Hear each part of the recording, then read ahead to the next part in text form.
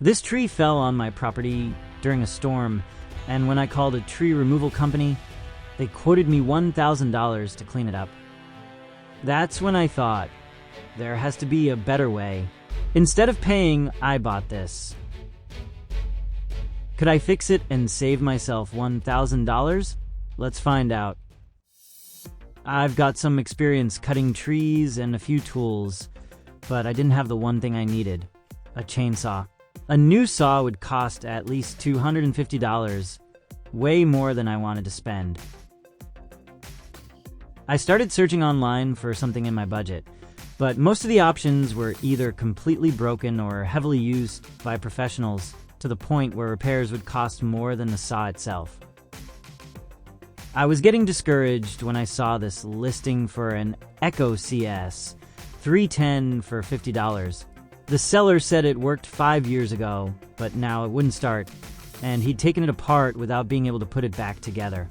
I offered him $20 and he agreed. Now, it's time to see if this gamble will pay off. When I brought the saw home, it was in rough shape. The main bar was disconnected, the chain was removed, and everything looked like it had been sitting in a shed for years. Here's what I did to bring it back to life. I started by inspecting everything for damage. The engine and bar were intact, though the bar had a small chip, not ideal, but not a deal breaker. That gave me hope. Next, I cleaned the parts. The air filter was completely clogged, so I gave it a good wash. The spark plug looked reusable, so I cleaned it up as well. Every other component was dirty, but intact. The fuel tank had old, sticky gas. I drained it, cleaned the tank, and filled it with fresh, properly mixed fuel. Fresh gas can make a big difference when restoring old tools. Once everything was cleaned and checked, I reassembled the saw. I attached the main bar, installed the chain, and made sure everything was secured properly. The saw came with 3 chains, so I chose the sharpest one. Finally, it was ready for testing. Would it work? This was it, the moment of truth. After all the cleaning, checking, and reassembly, it was time to find out if this saw could start. The first few pulls didn't feel promising. I adjusted the choke, pulled again, and then it roared to life. That sound was incredible. This $20 gamble had just paid off. The real challenge was whether this saw could handle such a massive tree. The trunk was over 25 inches thick, and I wasn't sure it was up for the task.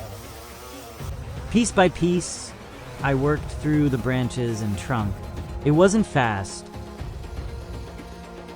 and I had to be patient with the thickest sections, but it got the job done.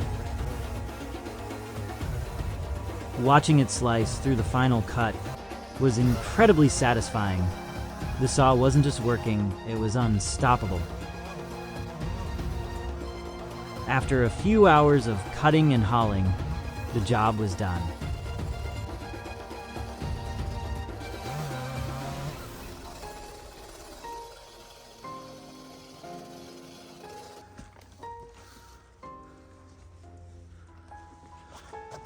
What would have cost me $1,000 ended up costing less than $50, including the saw and supplies.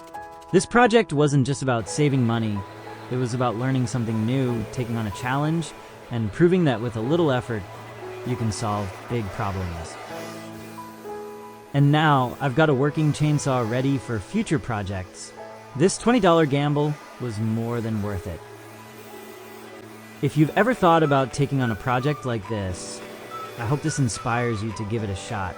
Whether it's fixing tools, saving money, or learning a new skill, it's always worth trying. Have you ever restored something? What's the best thing you've ever fixed? Let me know in the comments. I'd love to hear your stories. And if you enjoyed this video, don't forget to like, subscribe, and share it with someone who loves DIY challenges.